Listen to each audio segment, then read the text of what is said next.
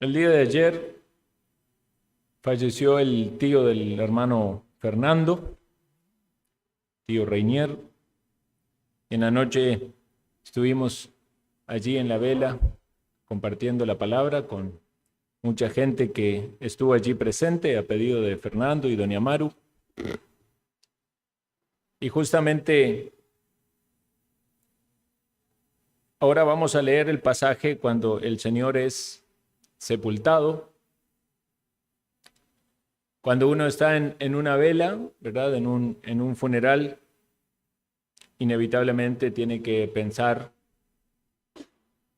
en el momento en el que uno va a atravesar, ya sea la pérdida de algún ser querido, o aún considerar también el momento de la propia muerte.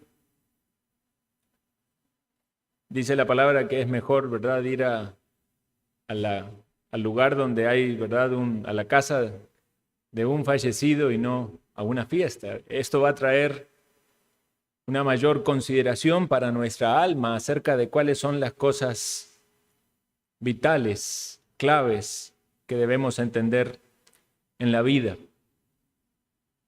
Bueno, ciertamente hay mucha diferencia en el paso de los años y en las diferencias de la cultura acerca de cómo son los funerales o cómo son las velas. Acá le dicen velas, en Argentina se dice velatorio. Una vez hablamos con el hermano Luke de las diferencias que hay.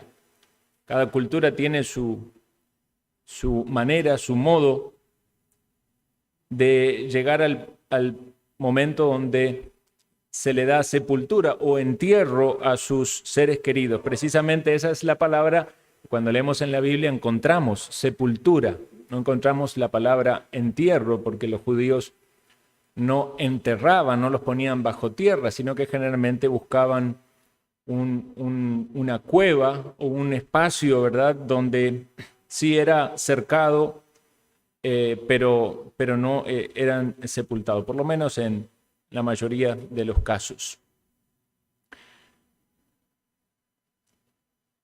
Vamos entonces a leer este pasaje del capítulo 19, versículo 38 al 42, y luego vamos a meditar. Dice la palabra del Señor: después de todo esto, José de Arimatea, que era un discípulo de Jesús, pero secretamente por miedo de los judíos, rogó a Pilato que le permitiese llevarse el cuerpo de Jesús, y Pilato se lo concedió. Entonces vino y llevó el cuerpo de Jesús. También Nicodemo, el que antes había visitado a Jesús de noche, vino trayendo un compuesto de mirra y de aloes, como 100 libras. Tomaron pues el cuerpo de Jesús y lo envolvieron en lienzos con especias aromáticas, según es costumbre sepultar entre los judíos. Y en el lugar donde había sido crucificado había un huerto, y en el huerto un sepulcro nuevo, en el cual aún no había sido puesto ninguno. Allí pues, por causa de la preparación de la Pascua de los judíos, y porque aquel sepulcro estaba cerca, pusieron a Jesús. Vamos a orar. Dios creador y todopoderoso, nos encontramos una vez más frente a un texto de tu palabra en el cual hemos de meditar. Y suplicamos, Señor, que tu Santo Espíritu obre en medio nuestro, que nos des entendimiento y atención, que me ayudes a mí a expresar con claridad el mensaje de tu palabra y que podamos tener las aplicaciones y enseñanzas apropiadas en nuestra vida para el beneficio espiritual, confiando, oh Dios, en tu gran poder, en tu gran bondad, en tu amor para con los pecadores, razón por la cual enviaste a tu Hijo para traer salvación. Ayúdanos, Señor, a considerar el Evangelio de nuestra salvación y a gozarnos y alegrarnos en la obra de Cristo. En su nombre oramos. Amén.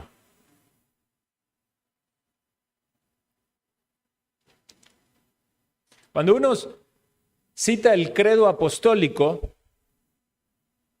una de las cosas que el credo apostólico dice es que Jesucristo padeció bajo la mano de Poncio Pilato, ¿verdad? Y que fue sepultado y que descendió a los infiernos y que resucitó y subió al cielo. La parte de que él fue sepultado es importante cuando consideramos los acontecimientos detallados en la Escritura acerca de la vida y muerte de Cristo. Y es importante esta parte que fue sepultado, porque sin duda, una vez más, confirmamos que Jesucristo tuvo un cuerpo físico, que siendo él Dios, nació de la Virgen María, tomó un cuerpo humano, no era un espíritu, como decían los gnósticos, no era una apariencia. En la cruz sufrió, y meditamos en el sermón anterior que luego de haber muerto, de haber entregado su espíritu, un soldado traspasó con una lanza su costado y salió sangre y agua. Pero vemos que el Señor le cuidó, Dios le cuidó de que fueran quebrados los huesos, porque a los ladrones de los costados tuvieron que ser quebrados las piernas para que ellos murieran. El Señor ya había muerto más rápido que lo habitual, y la razón por la que había entregado su vida era porque ya la obra había sido completa y el Señor había pagado por el rescate de su pueblo. Entonces entendemos que la vida del Señor desde su encarnación hasta su muerte fue en humillación. Él dice la Escritura que se hizo hombre y se humilló hasta lo sumo. Y esa humillación implicaba todos los sufrimientos y la pasión de Cristo y su muerte, en la cual estaba entregando su vida para salvarnos. Pero llega entonces el momento de la sepultura, y uno pudiera pensar que la sepultura es aún un grado más en la humillación. Sin embargo, acá vemos un cambio en los acontecimientos de acuerdo a la expectativa que todos podían tener a causa de la muerte que Cristo tuvo. ¿Cómo murió Cristo? Murió como un criminal. Murió rodeado de ladrones, de sediciosos. De hecho, podríamos pensar acusado por sedición. Como dijimos en el sermón pasado, hubo toda una obra en la providencia de Dios para que así se diesen los acontecimientos. Era día de reposo. Si no hubiese sido día de reposo el día que estaba a punto de comenzar, posiblemente los cuerpos hubiesen pasado en la cruz, porque cuando eran reos por este tipo de delitos sediciosos, hasta quedaban en la cruz por varios días, sufriendo horas y horas hasta que llegara la muerte, y finalmente eran los buitres, los zopilotes que comían los cuerpos.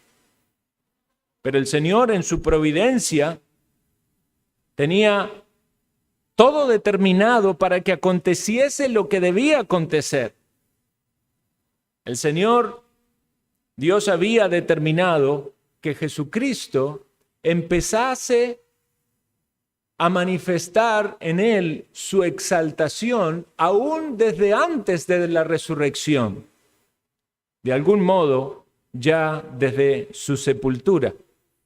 Siempre pensamos en la exaltación de Cristo como la resurrección, y sin duda eso es clave, pero hay un cambio en la nota de los acontecimientos desde el momento en que Jesucristo es sepultado. Cuando moría algún criminal, si era judío, los familiares podían pedir el cuerpo y podían darle el cuerpo para que le dieran una sepultura. Si no eran familiares o judíos, si no había alguien que reclamase o eran gentiles, simplemente los tiraban en un lugar que era como un basurero de Jerusalén. Conocido ese lugar con la palabra Gehenna. O sea, así se llamaba en el idioma original, lo cual muchas veces es traducido infierno, porque era un lugar que tenía fuego constantemente para quemar la basura y allí tiraban los cadáveres. Pero esto no fue lo que pasó con el Señor. Dice la palabra: no dejarás mi alma en el Hades, ni permitirás que tu santo vea corrupción. Entonces vemos que el Señor tuvo una sepultura. Y no tuvo una sepultura de un criminal, ni aún siquiera de un judío pobre, porque pudiéramos pensar que fue María o quizás los discípulos, algunos que fueron a buscar su cuerpo para darle lo que pudieran darle, pero ni aún así fue. Tuvo su sepultura con los ricos, porque Dios ya había preparado personas para que hiciesen esta labor.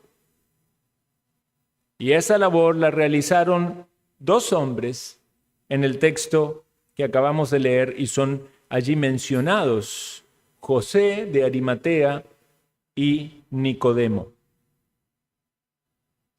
Entonces vamos a meditar en estas 2 personas y tratar de entender qué es lo que Dios nos quiere enseñar también con ellos.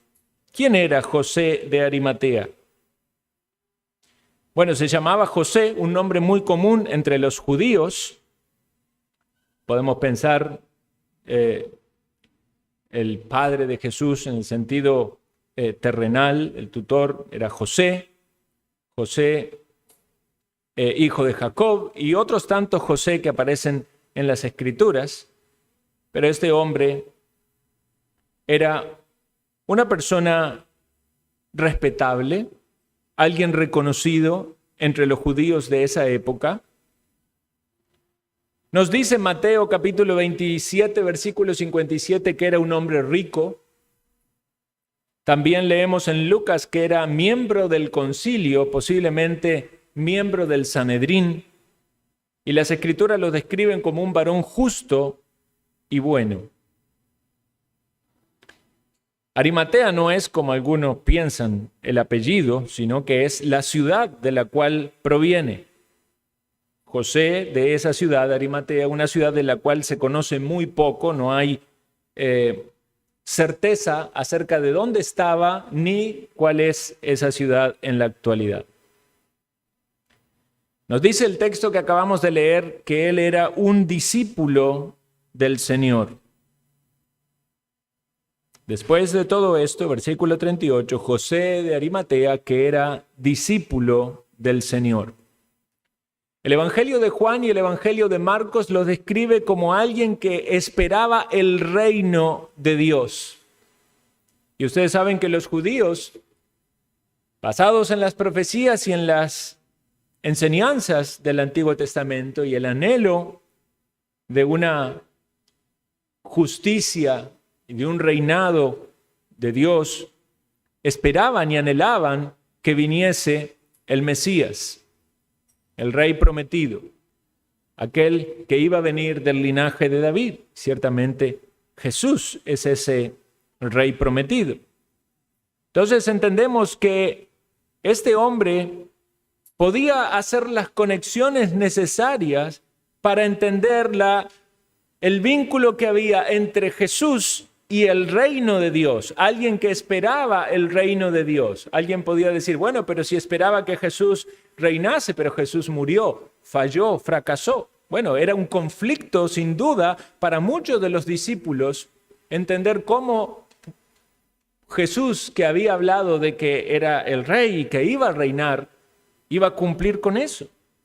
Pero sin embargo, el temor de Dios estaba en el corazón de los verdaderos discípulos.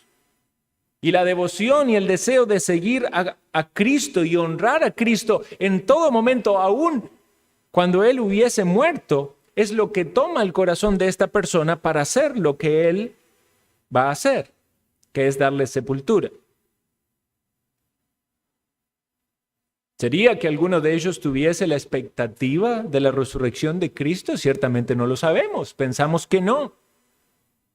Pero hay muchas cosas que los discípulos del Señor no entendemos y no sabemos, y aún así nos movemos por fe. Y sin duda era la fe y la obediencia al Señor lo que estaba moviendo el corazón de este discípulo. Como dije antes, esa era una persona adinerada, alguien rico, describe la Escritura. Pero vean qué diferencia con otro rico que describe la Escritura y que también en apariencia tenía interés por el reino de Dios o por la vida eterna. Aquel que se le acercó al Señor e hincada su rodilla le dijo: Maestro, bueno, ¿qué haré para heredar la vida eterna o para heredar el reino de Dios? ¿Qué le dijo Jesús? Los mandamientos sabes. Honra a tu padre y a tu madre. No matarás, no adulterarás. Todo eso he cumplido desde mi juventud. Aún te falta una cosa. Anda, vende todo lo que tiene, dalo a los pobres y sígueme. Podríamos decir: Señor, eso no está entre los mandamientos. El dar todos los bienes a los pobres es caridad. Bueno, sí, hay que ser caritativo, pero dar todo lo que tengo para seguirte. Podríamos pensar: ¿acaso la salvación es por obras? ¿Alguien puede dar todo lo que tiene y se gana el cielo? No, no es eso lo que el Señor le estaba diciendo. El Señor estaba confrontando un corazón que tenía dos señores, o que en apariencia manifestaba tener dos señores. Quería seguir a Cristo, quería cumplir sus mandamientos, pero tenía el Dios de las riquezas que dominaba su corazón. Aún te falta una cosa. Dios sabe qué es lo que le falta a aquel que no le quiere seguir con un corazón puro y entregado.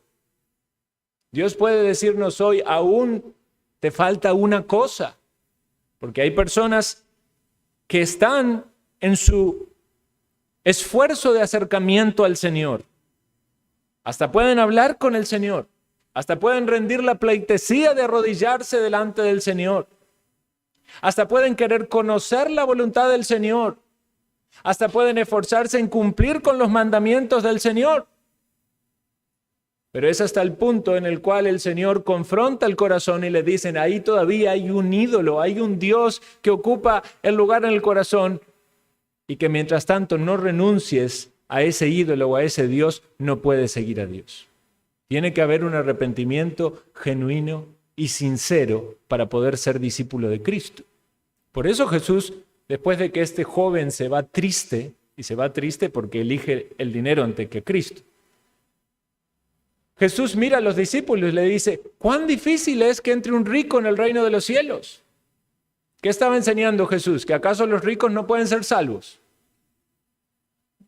Ni los pobres son salvos por ser pobres, ni los ricos se pierden por ser ricos. Hay pobres que obtienen la salvación y hay ricos que obtienen la salvación. La salvación es un don de Dios, no es algo que se gana por nuestros propios esfuerzos. Pero cuando Jesús dice que es difícil que los ricos entren en el reino de los cielos, nosotros podríamos aplicar ahí a la palabra riqueza cualquier otro pecado que domina el corazón y que ocupa el lugar de Dios. Algunos no podrán ser discípulos porque tienen a su propio pecado, Dios en su corazón, al cual no están dispuestos a renunciar. Sea cual sea esa riqueza. Puede ser la riqueza, puede ser el orgullo, puede ser alguna inmoralidad, algún vicio. Es necesario decir: si Cristo es el Dios al que yo quiero adorar, Dios, Padre, Hijo, Espíritu Santo, pero si es a Cristo a quien yo decido seguir como su discípulo, muero a todo aquello que quiera ocupar el lugar de Él en mi vida. Este era un hombre rico, pero que esperaba el reino de Dios. Quiere decir que las riquezas en José de Arimatea ocupaban el lugar correcto. Él no había caído ante el engaño del dinero, a modo tal de que él, con mucho dinero lo llevara a la condenación. Él había entendido que el dinero es la raíz de todos los males, el amor al dinero es la raíz de todos los males, pero que si Dios nos da recursos, esos recursos pueden ser bien utilizados para ser un discípulo de Cristo fiel y darle a Él la gloria y la honra. Y este es el momento en el cual Dios utiliza a este hombre con las capacidades, las circunstancias y los recursos que en su providencia le proveyó. Porque ciertamente ni María, ni los discípulos del Señor, ni Juan, ninguno de los pescadores podría haberle dado esta sepultura a Cristo.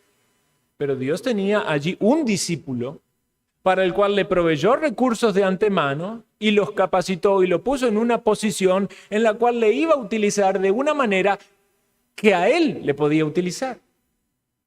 Por eso vemos que en la iglesia del Señor hay personas de muy distintos trasfondos, de muy diferentes educaciones, de distintas experiencias y de distintos estratos sociales o recursos económicos, pero aún en Cristo todos estamos unidos porque no hacemos separación si alguien es pobre o si es rico, si es educado o si es analfabeto. Estamos unidos por Cristo porque todos somos pecadores y a todos el Señor nos salvó, nos derramó su gracia para que fuésemos un cuerpo en Cristo.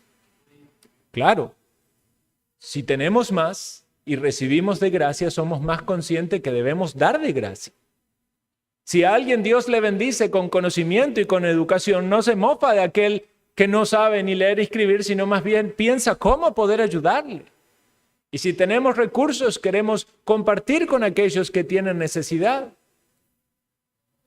Este discípulo tenía recursos, pero el Señor había hecho una obra en su corazón para que no esté aferrado a esos recursos en su egoísmo, sino que pudiese abrir las manos para darlo a Dios. Es interesante pensar esto. Este hombre le ofreció a Cristo, o le ofrendó a Cristo su sepulcro. Era su sepulcro. Era labrado en la peña. Eso requirió un gran trabajo. Fue una roca que fue tallada o cavada, no sé cuál sería la palabra apropiada, para hacer allí un hueco suficiente como para que repose allí los restos. Pero nos dice la palabra que era su sepulcro.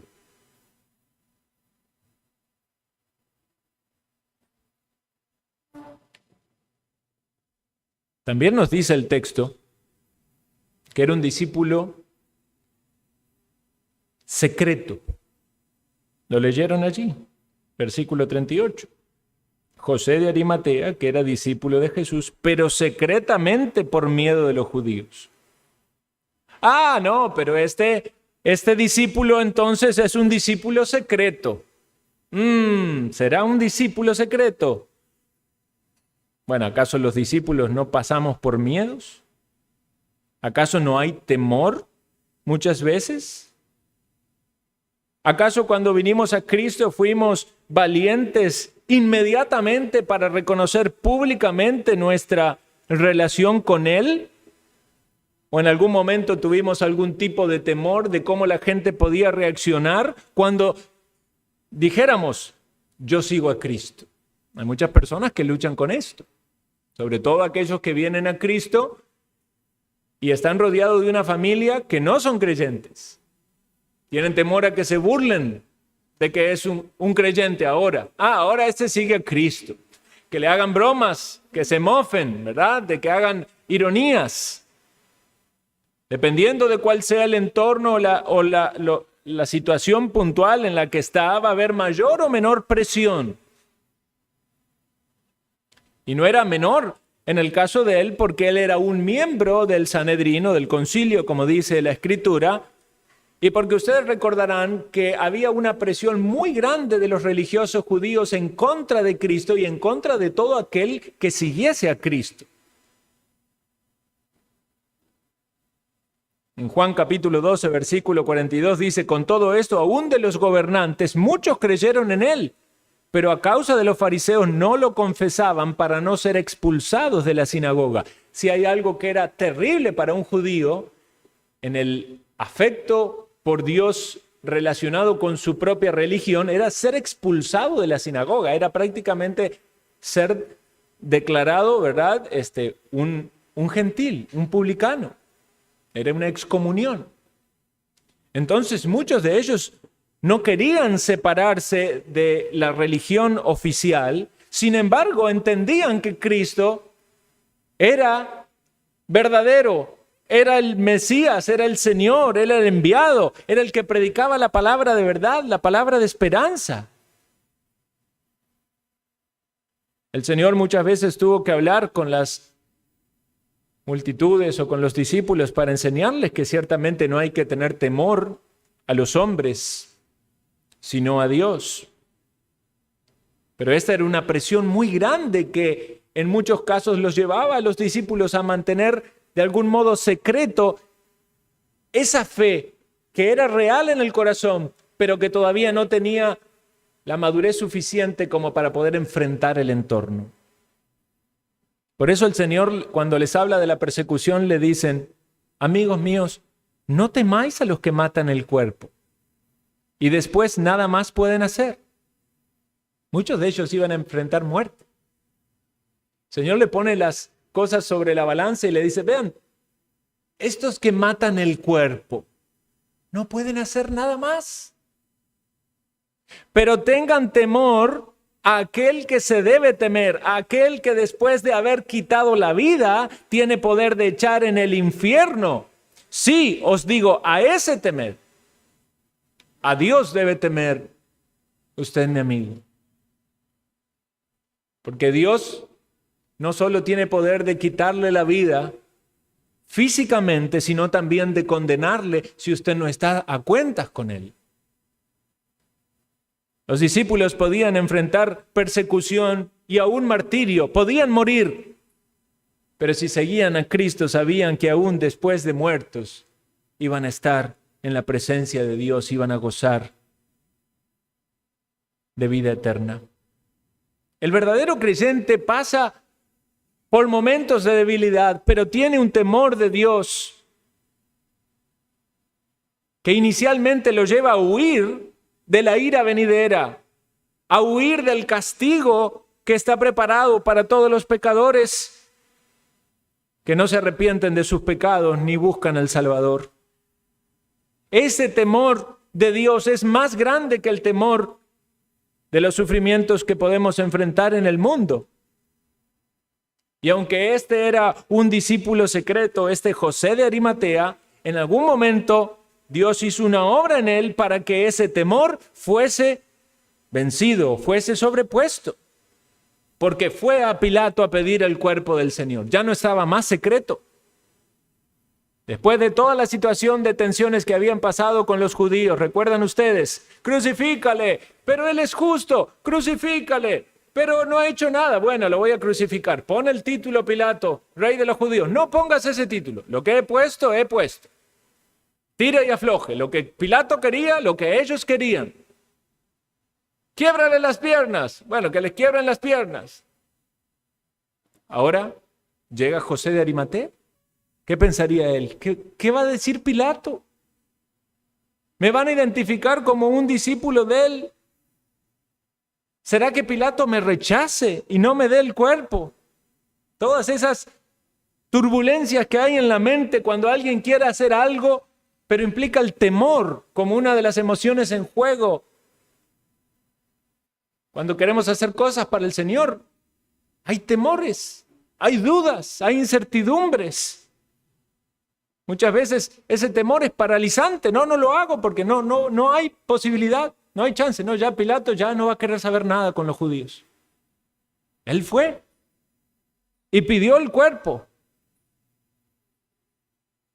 El Evangelio de Lucas nos dice, él no había consentido en el acuerdo de los hechos con los judíos, y esto muestra una vez más su devoción al Señor.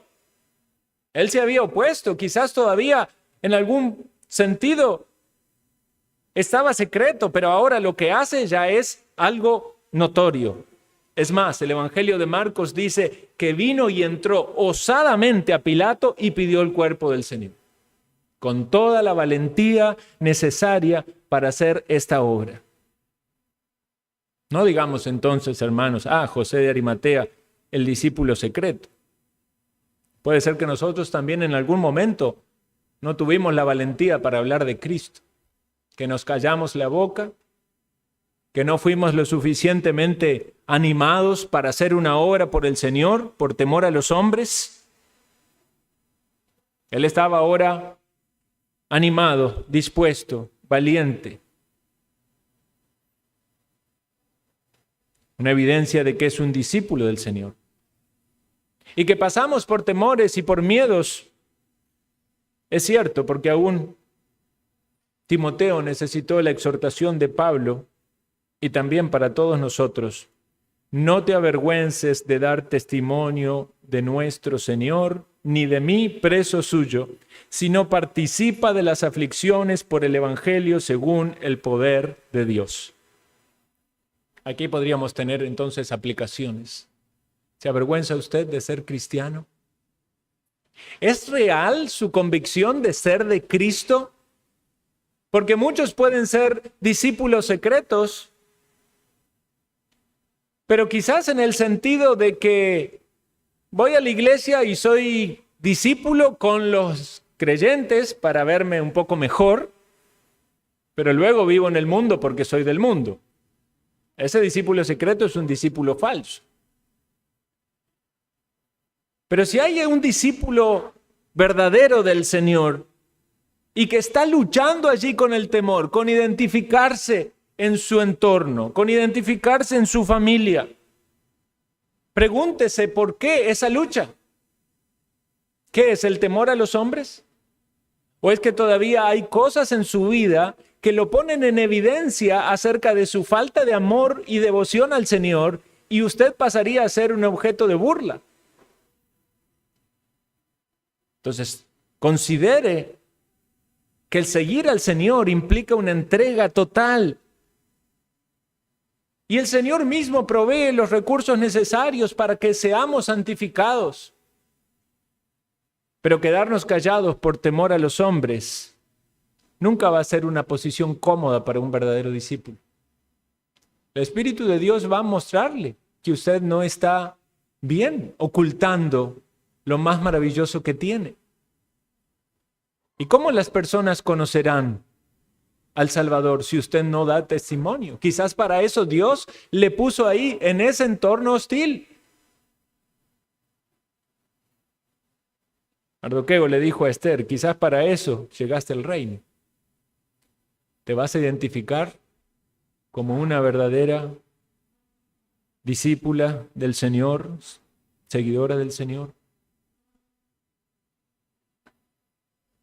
Hay otros detalles interesantes que se nos relatan aquí.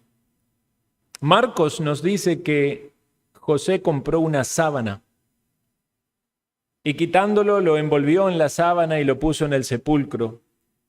El Evangelio de Mateo añade que era una sábana limpia, obviamente si entendemos que era algo nuevo. Esta es una referencia a lienzos, generalmente lienzos, telas, rollos de tela de lino que utilizaban. Sobre estas telas se ponían perfumes o especies aromáticas, las cuales son mencionadas más adelante. Y como dijimos antes, José de Arimatea le concedió o le dio al Señor su propio sepulcro. Y esto nos hace pensar en la profecía de Isaías, capítulo 53, donde dice, y se dispuso con los impíos sus sepulturas, mas con los ricos fue en su muerte. Aunque el Señor hubiese sido sepultado según los acontecimientos naturales, en algún lugar allí en Jerusalén o quizás aún en una bóveda común, una fosa común, o aún en el mismo basurero, en el Jena, según eran colocados los sediciosos. Sin embargo, él en su muerte fue con los ricos. En el sepulcro de este hombre, que era un temeroso de Dios, que lo preparó para sí mismo, pero que estuvo dispuesto a dárselo al Señor porque consideraba que el Señor era digno de estar en un lugar apropiado aún en su muerte. Hermanos, nada de lo que damos al Señor, nada de lo que damos al Señor, en cualquiera sea la circunstancia o la situación, o por más pequeño o quizás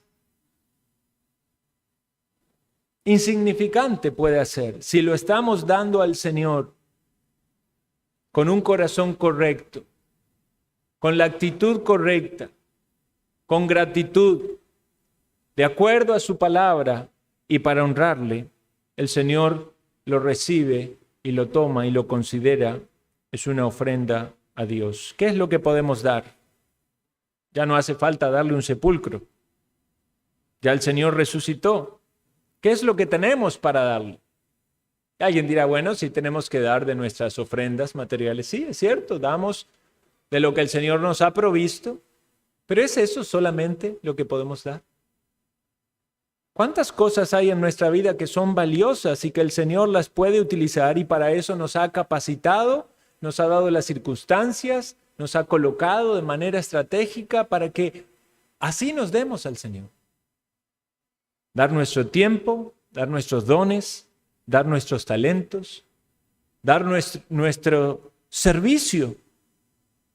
¿Está el Señor acaso pidiéndote a ti algo especial para lo cual te ha capacitado a ti?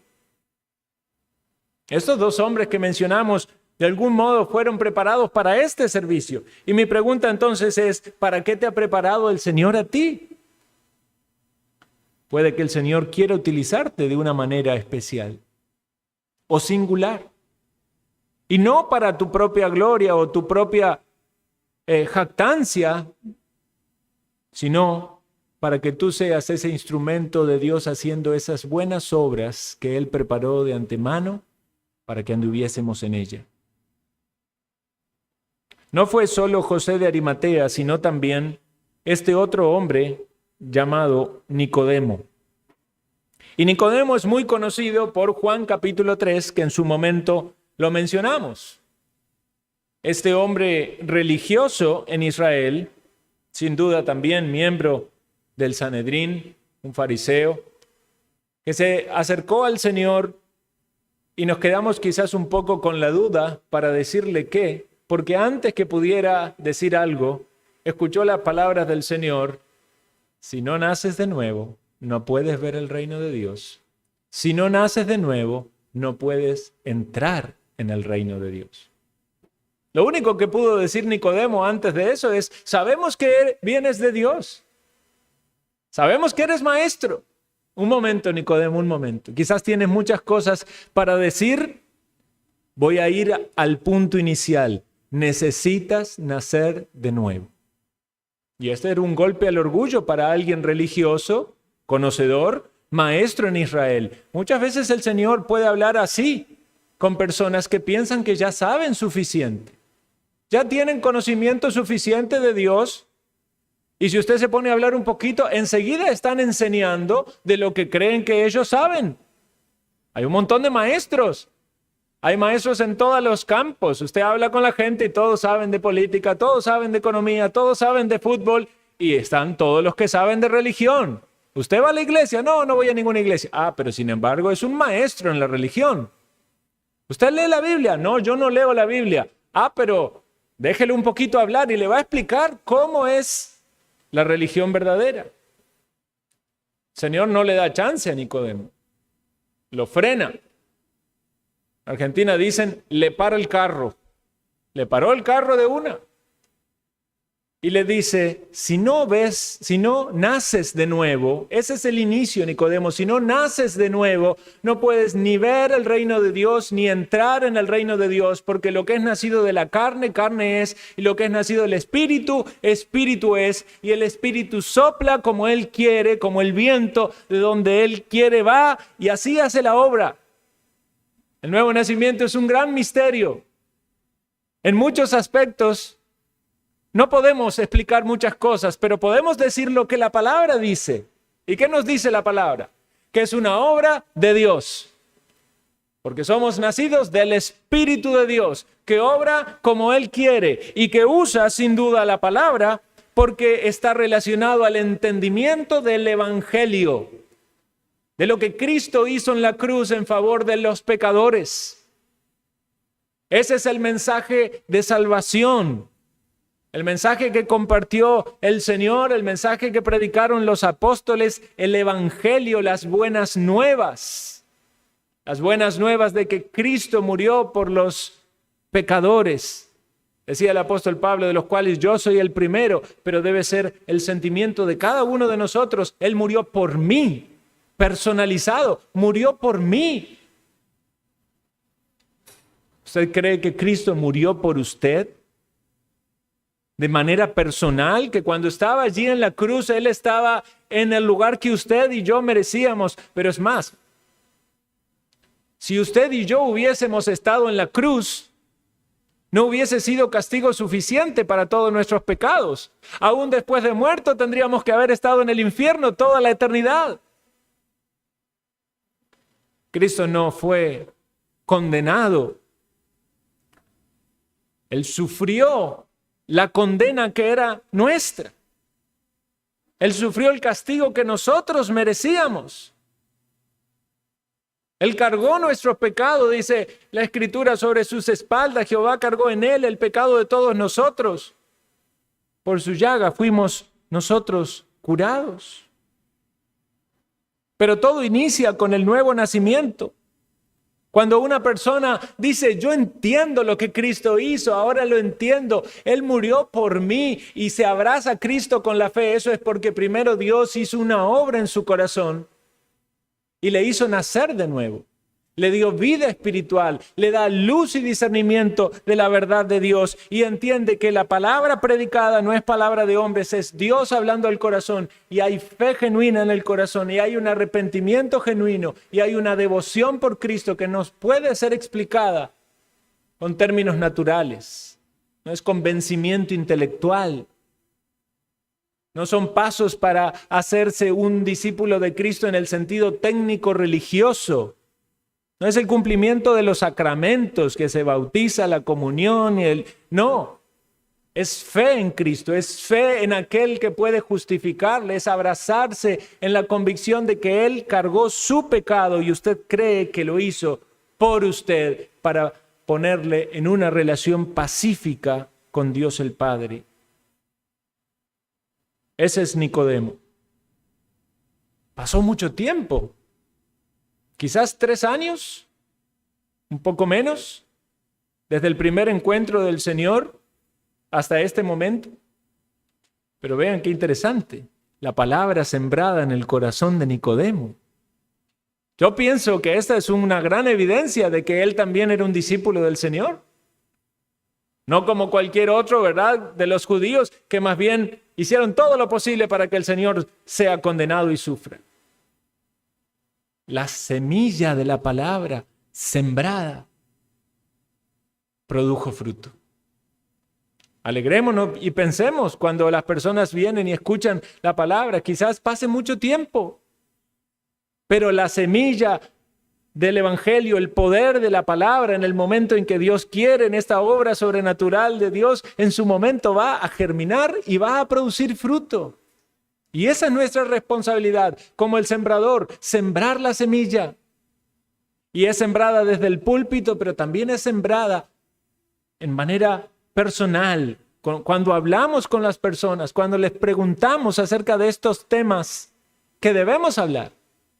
Hablemos entre nosotros de la salvación. Pregúntele usted a los que están a su alrededor, ¿usted cree que Cristo le ha salvado? ¿Usted tiene paz con Dios? ¿Puede decirme usted que sus pecados han sido perdonados? Algunos prefieren quedar allí en una nebulosa. Solo Dios lo sabe. De eso no, no juzguemos. No, pero aquí tenemos la instrucción. Aquí tenemos la claridad del mensaje de la palabra que dice que todo aquel que cree en Él tiene vida eterna. Entonces, ¿por qué no evaluarnos correctamente a la luz de la palabra? Examinaos si estáis en la fe, dice el apóstol. Examinaos a vosotros mismos, si sois de Cristo. Y si hay inconsistencias en nuestra vida, porque alguien está quizás con un pie en el mundo y un pie en la iglesia, debemos probarnos a nosotros mismos. Porque la Escritura es clara diciéndonos que aquel que anda en tinieblas no puede tener comunión con Dios. Aquel que ama al mundo es enemigo de Dios. Quizás usted necesite con más razón ayuda para entender si aún permanece en muerte espiritual o si la luz de Cristo ha brillado en su corazón, pero por alguna falta de conocimiento o por alguna falta de disciplina espiritual o por falta de apropiarse de los medios de gracia, usted sigue tambaleando allí y dudando y luchando con cosas que por el paso del tiempo ya debería haber superado. Estos hombres pasaron por su proceso de madurez, pero los vemos dar pasos. Vemos un José de Arimatea venciendo el temor y pidiendo el cuerpo a Pilato. Vemos un Nicodemo cargando más de 30 kilos de especies aromáticas para colocarlas sobre el cuerpo del Señor. Y junto con José de Arimatea bajarlo de la cruz, aquel que para muchos era un objeto de burla, de rechazo y de maldición, y hasta le escupieron y le pegaron. Ellos, con todo el cuidado, le están bajando de la cruz para darle una sepultura apropiada. Estas son obras de alguien que tiene fe en el Señor y que tiene confianza. Y la fe actúa aún muchas veces más allá de lo que podemos comprender y entender.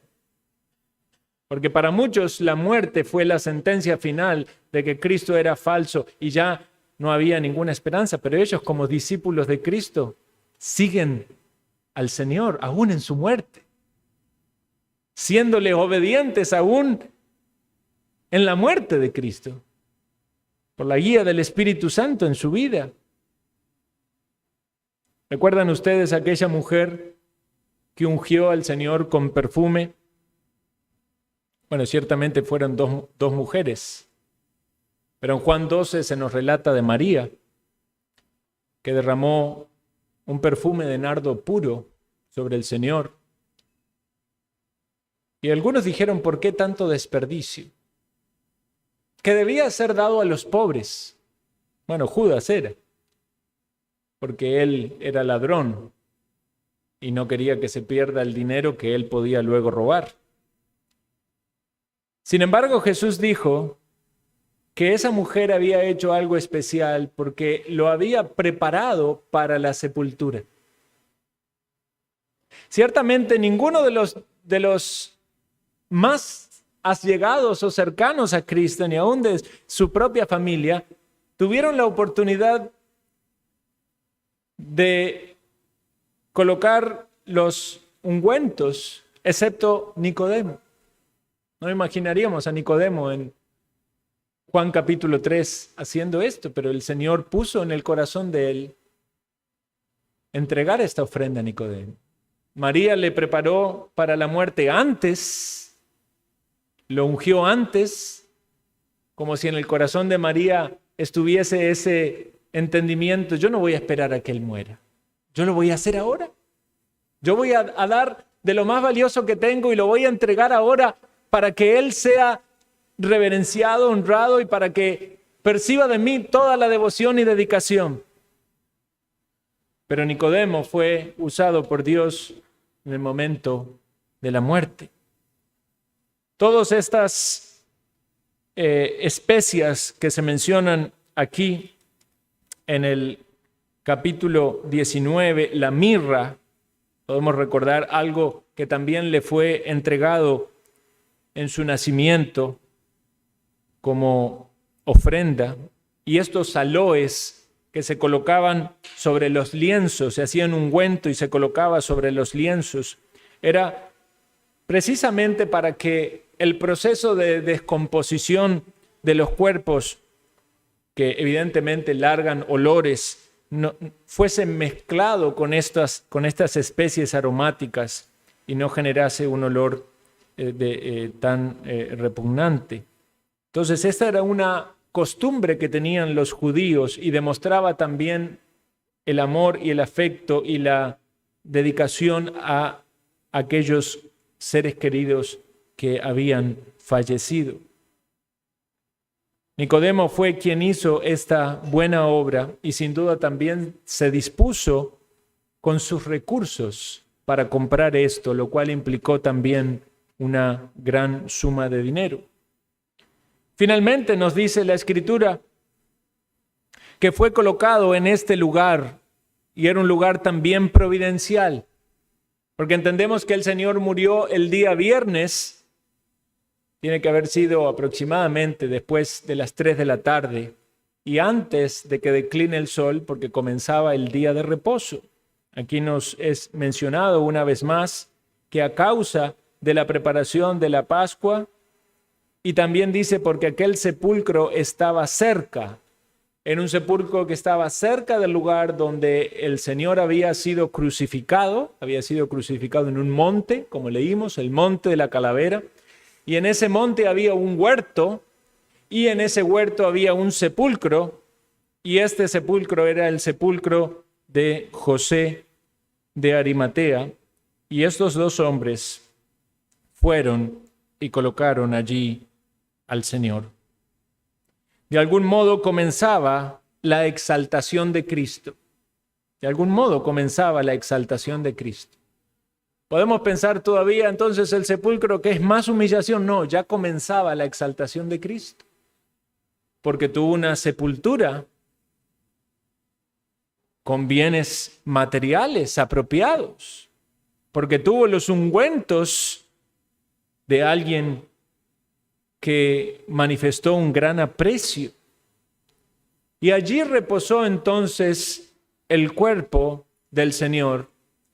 Entendemos que aún el Señor cumplió con la ley ceremonial judía y con la ley moral, haciendo reposo aún en el mismo día de su muerte.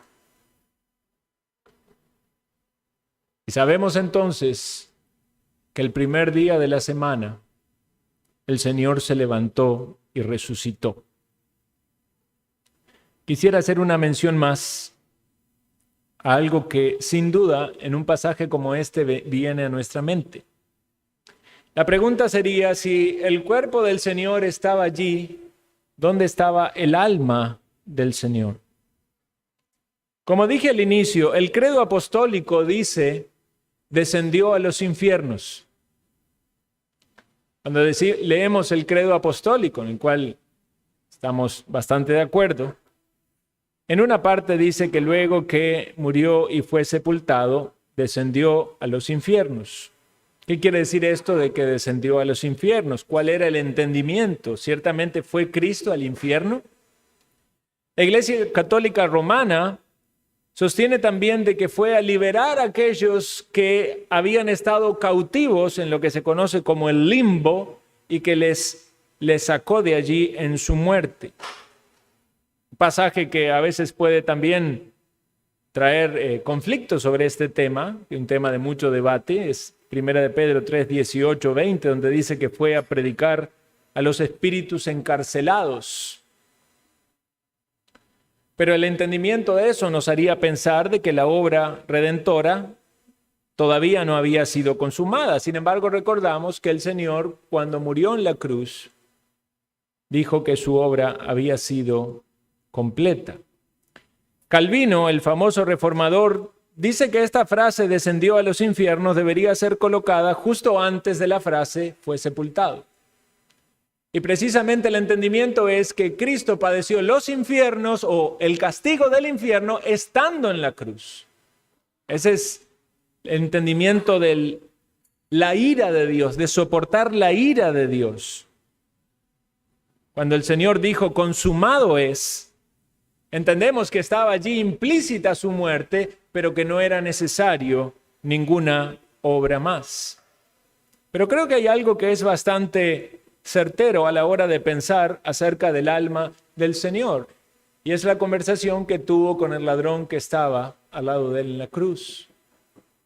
Cuando el ladrón manifestó el temor por el Señor y el reconocimiento acerca de sus pecados propios y la justicia en Cristo, y le dijo: acuérdate de mí cuando vengas en tu reino.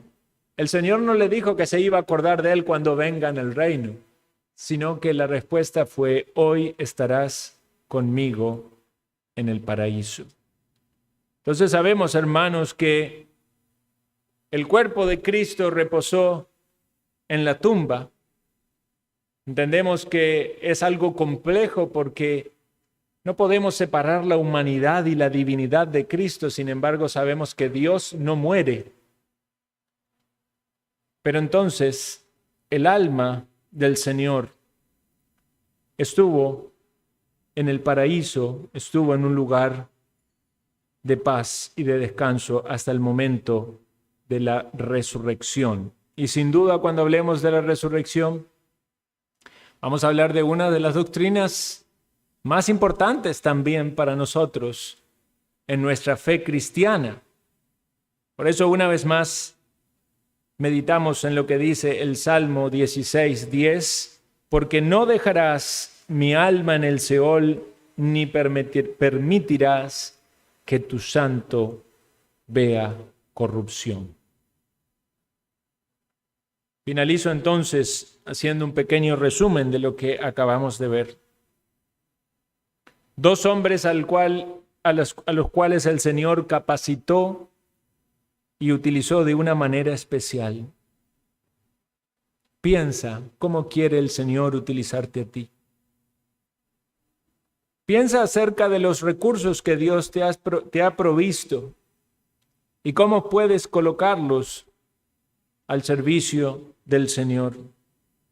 Piensa acerca de tu fe en Cristo y tu compromiso con Cristo. ¿Estás teniendo temor de los hombres? ¿Te preocupa el qué dirán? ¿Te preocupan las consecuencias de que te identifiquen como un seguidor de Cristo? Considera las enseñanzas de Cristo acerca de confesarle a Él delante de los hombres o de negarle a Él delante de los hombres. ¿Cuál será tu paso de fe y de convicción?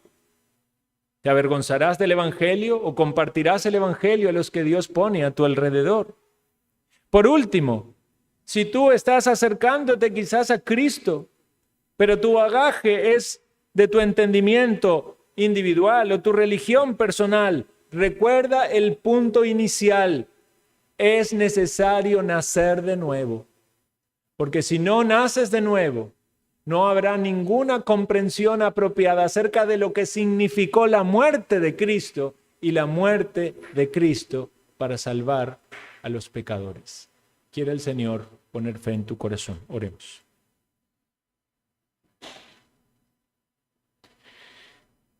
Te alabamos, Señor, por tu gran amor y bondad,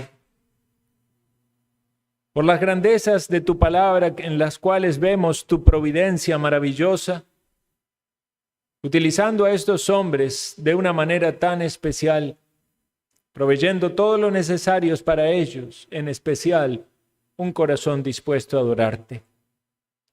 Ayúdanos a tomar tu palabra y apropiarnos de ella y meditarla, aplicándola a nuestro corazón. Y derrama tu gracia, Señor. Gracia para conocerte, gracia para seguirte, gracia para obedecerte, gracia para salvar a aquellos que aún no han colocado la fe en Cristo. Concédele, Señor, ese nuevo nacimiento, dales arrepentimiento y fe, que podamos ver ese fruto, que podamos ver esa semilla del Evangelio germinar en los corazones y producir fruto para la gloria de tu nombre. En el nombre de Jesús lo pedimos. Amén.